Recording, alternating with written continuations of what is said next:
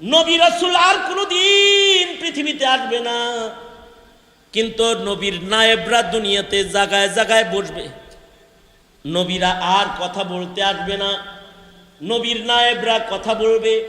কিয়ামত পর্যন্ত গরম বরদাস্ত করে তোমাদের মতো যারা আলেমের চেহারা দেখবে অথবা আলেমের সামনে বসবে, খোদার কসম যারা মোল্লা পছন্দ করে না, মৌলবীরে জঙ্গি বলে আটকাইতে যারা চায়, অমন ইমানদার লাখো কোটি এক জায়গায় করলে আলেমের মূল্য দেওয়া সম্ভব হবে না।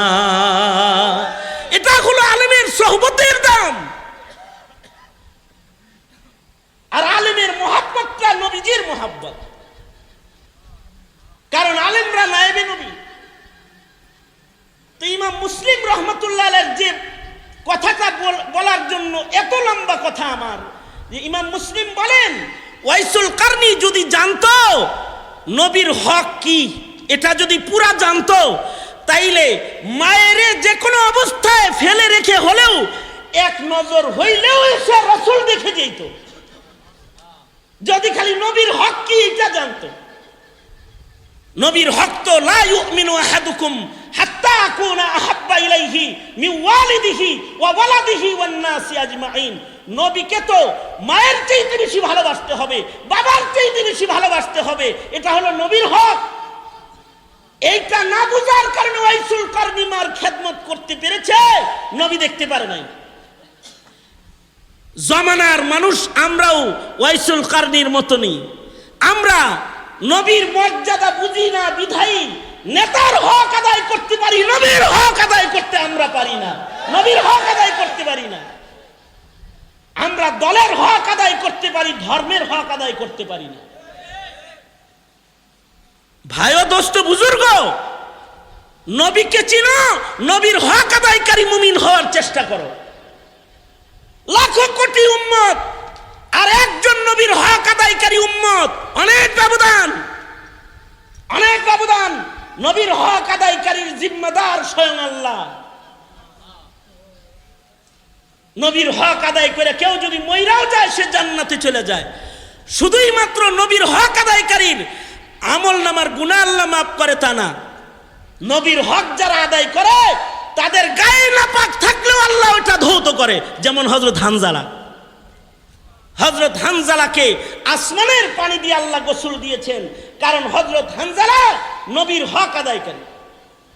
আর আমরা হলো দলের হক আদায়কারী, নেতার হক আদায়কারী, নবীকে অবমাননাকারীদের তালে তাল দেওয়া পার্টি আমরা, কাদিয়ানীর তালে তাল দেওয়া পার্টি, নাস্তিকের তালে তাল দেওয়া পার্টি হলো আমরা। রাজনীতি করতে যায় নবীর দুশমনদের সাথে তাল দাও, কাদিয়ানীদের সাথে তাল মিলাও, আবার ইমানদারের গুরুস্থানে কাফন পরে কবরে গিয়ে শুইতে চাও।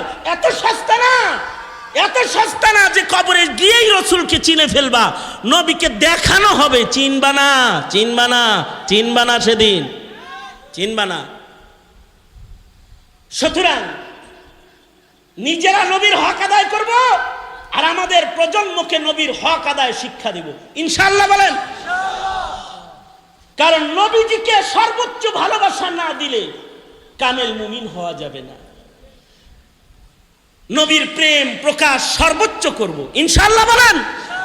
সুতরাং নবীর প্রেমে নাস্তিকদের বিরুদ্ধে, কাদিয়ানীদের বিরুদ্ধে কখনো যদি রক্ত দেওয়ার মাসআলা এসে যায়, জীবন দেওয়ার মাসআলা এসে যায়, জীবন দিতে রাজি থাকবেন তো ইনশাআল্লাহ? আল্লাহ তাআলা কবুল মঞ্জুর করুক। আল্লাহ তাআলা হক আদায়কারী মুমিন আমাদেরকে বানাক, আমিন। সবাই ইস্তিগফার পড়েন। আস্তাগফিরুল্লাহ রাব্বি মিন কুল্লি যামবি ওয়া আতুবু ইলাইহি লা হাওলা ওয়ালা কুওয়াতা ওয়াসসালাতু ওয়াসসালামু আলা সাইয়্যিদিল আমবিয়া ওয়াল মুরসালিন। তোমরা কি এরকম করবা? এরকম করবা? তোমরা যদি আমার সাথে এরকম আচরণ করে, দোয়া ছুঁয়ে কথা বলতেছি তোমাদের সাথে, তাহলে আমি ভবিষ্যতে এরকম হইতে বাধ্য হব যে আমি বয়ান শুরু করার আগে তোমাদের সবাই আগে তাড়ায়া দিয়ে তারপরে বয়ান করব। কারণ আমার আর ভাইরাল হওয়ার শখ নাই। তো আমারে দিয়ে তোমরা ভাইরাল নিয়ে, তোমাদের দিয়ে কি আমি ভাইরাল নাকি? আমার 2 যুগের বেশি চলে এই ময়দানে। যখন তোমাদের এই ক্যামেরার জন্ম হয় নাই তখন থেকে আমি ময়দানে। তোমরা এতটা মানে দেবু যে দোয়া শুরু করছি, এখন তোমরা ক্যামেরা ধরো, তুমি এতটুকুন জায়গা কাইটা দিও পরে, তুমি এটা তোমার ব্যবসার সামান না, কিন্তু তোমার জিন্দগির সামান তো দোয়াটা। এখন বলে কি দোয়া ওয়াজ করলাম, কি রাত বইরা মারলাম, কই কয় ব্যাং মারছ। ইউসুফ জুলেখার কিচ্ছা শুই না, কয় ইউসুফ কি জুলাইখা কি পুরুষ না মহিলা, তো ওয়াজ শুই না, কি শিখলাটা কি? রাগ হইছ? মুসিবতে আছি আমি। আলহামদুলিল্লাহ রাব্বিল আলামিন, والصلاة والسلام على سيد الأنبياء والمرسلين محمد وعلى آله وأصحابه أجمعين। রব্বুল আলামিন জীবনপুর দক্ষিণ পাড়ার যুব সমাজের আয়োজনে মাহফিল, দেশে অবস্থানরত, প্রবাসে অবস্থানরত যুবকদের বিরাট বড় একটা কাফেলা এই মাহফিলের জন্য মেহনত করেছে। যোগ্য বুজুর্গদেরকে এখানে হাজির করেছে। প্রচন্ড গরমের ভেতরে মাঝরাত পর্যন্ত মাহফিলে বসে রয়েছে। সবাই মিলে ভিক্ষুকের মতো দুইটা হাত তুলেছি, মাপ চাই ওরে মালিক, মেহেরবানি করে আমাদের জিন্দেগির সব গুনাহ তুমি মাফ করো আল্লাহ।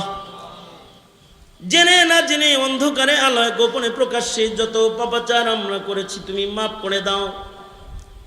বেপানাহকে পানাহ দাও, বেরুজিকে রুজি দাও, অশান্তি দূর করে শান্তির ফয়সালা করে দাও। ফিলিস্তিনের মজলুম মুসলমানদের জন্য মদদ পাঠায় দাও আল্লাহ। মসজিদুল আকসা আজাদ করে দাও। দ্রুত শেখুল হাদিস ইবনে শেখুল হাদিস আল্লামা মামুনুল হককে মুক্ত করে দাও আল্লাহ রাব্বুল আলামিন। মিথ্যা মামলায় জর্জরিত উলামা হযরত যারা মজলুম, তাদের জন্য মদদ নুসরত পাঠায় দাও আল্লাহ। এই অত্র এলাকায় সুন্নতের হাওয়া চালু করে দাও। মুহিব্বিন মুতাআল্লিকিন মুরিদিন যারা অত্র এলাকায় আছে, ইয়া আল্লাহ তাদেরকে কবুল মঞ্জুর করে নাও। ইয়া আল্লাহ দূর দারাজ থেকে যারা কষ্ট করে মাহফিলে শামিল হয়েছে, কদম কদম নেক দিয়ে তাদের বাড়ি ফিরায় দাও রব্বুল আলামিন। প্রবাসীর যে ছেলেরা অবদান রেখেছে, দোয়া চেয়েছে, ওদেরকে আমন সালামতের জিন্দেগি দাও। এলাকার যত মুর্দেগান কবরে আছে তাদের মাফ করে দাও। কারোর মা, কারোর বাবা, কারোর ভাই, কারোর দাদা দাদি, কারোর নানা নানি কবরে, যত মুর্দেগান কবরে আছে তাদের কবর জান্নাতের বাগান বানায় দাও আল্লাহ রাব্বুল আলামিন। যারা অসুস্থ রোগী ঘরে আছে তাদের সুস্থ করে দাও ইয়া আল্লাহ। সিদ্দিক মিয়া সহকারে যত যুবকরা এই মাহফিলের পেছনে মেহনত করেছে, ইয়া আল্লাহ সকলকে তুমি উত্তম জাযা দান করো আল্লাহ রাব্বুল আলামিন। জানি না কখন মৃত্যুর পরওয়ানা জারি হয়ে যায়, আবেদ হিসাবে মুবারক একটা মরণ আমাদের দিও আল্লাহ। গুনাহগার বলে ডাক দিও না, তোমার পেয়ারা বলে ডেকে কবরে নিও আল্লাহ। আবেদে খাস বলে কবরে নিও আল্লাহ। ইয়া আল্লাহ জিন্দেগির সব গুনাহ মাফ করে মাসুমিয়ত দান করো আল্লাহ। অনেক কিছু বলার সংক্ষেপ কথা, যত কল্যাণ মঙ্গল সব আমাদের দান করো। এই দেশে জাতির জন্য কল্যাণের ফয়সালা করো। আল্লাহুম্মা আফিনা ফি কুদরাতিকা ওয়া আদখিলনা ফি রাহমাতিক। আল্লাহুম্মা ইন্না নাসআলুকাল জান্নাতা ওয়া রাযাকা ওয়া নাউযু বিকা মিনান নার।